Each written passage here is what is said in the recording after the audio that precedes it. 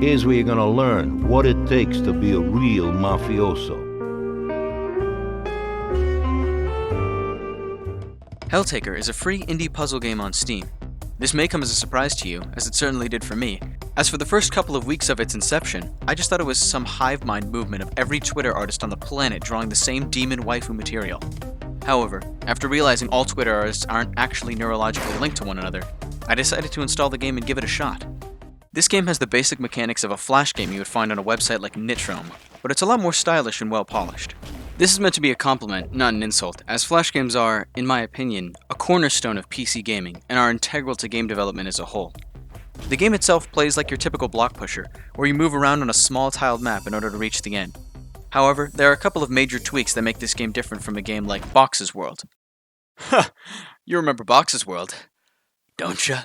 First of all, it's got a groovy soundtrack. So groovy, in fact, that every character on the screen moves to the beat of the music, which is a nice touch. This game doesn't lock your movements to the beat like Crypta the Necrodancer, but it's certainly a lot of fun to move with the tempo of the song. Secondly, the plot. This is not your typical story of valiant heroism or righteous glory, but of the most virtuous goal of them all. You play as a jacked Professor Utonium, and your mission is to have a harem with a bunch of demon girls. It doesn't get more perfect than this. A couple levels into the game, you'll come to realize that you don't have an infinite number of moves like most box pushers. In fact, you're limited to the exact number of steps required to beat the level. This means that experimenting the perfect route is limited to your interpretation of the level, and that the most optimal route must be taken in order to succeed.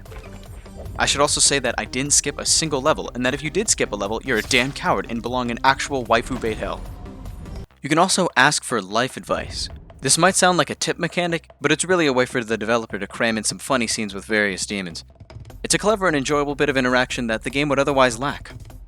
The final series of levels involves a demon called Judgment, the High Prosecutor. More like prosecutor. In this quasi-boss battle, the gameplay mechanics change slightly.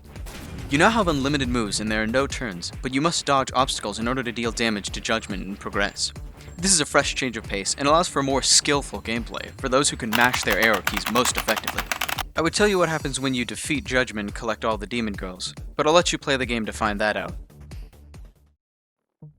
In conclusion, Helltaker is a very short game. Too short in fact, having only taken me around 85 minutes to beat. However, those 85 minutes were packed with enjoyable gameplay, humorous moments, and nearly a dozen waifus who I can now go on to draw pictures of and upload to Twitter, thus continuing the cycle of Helltaker. Should you play Helltaker? Yes. Yes, you should.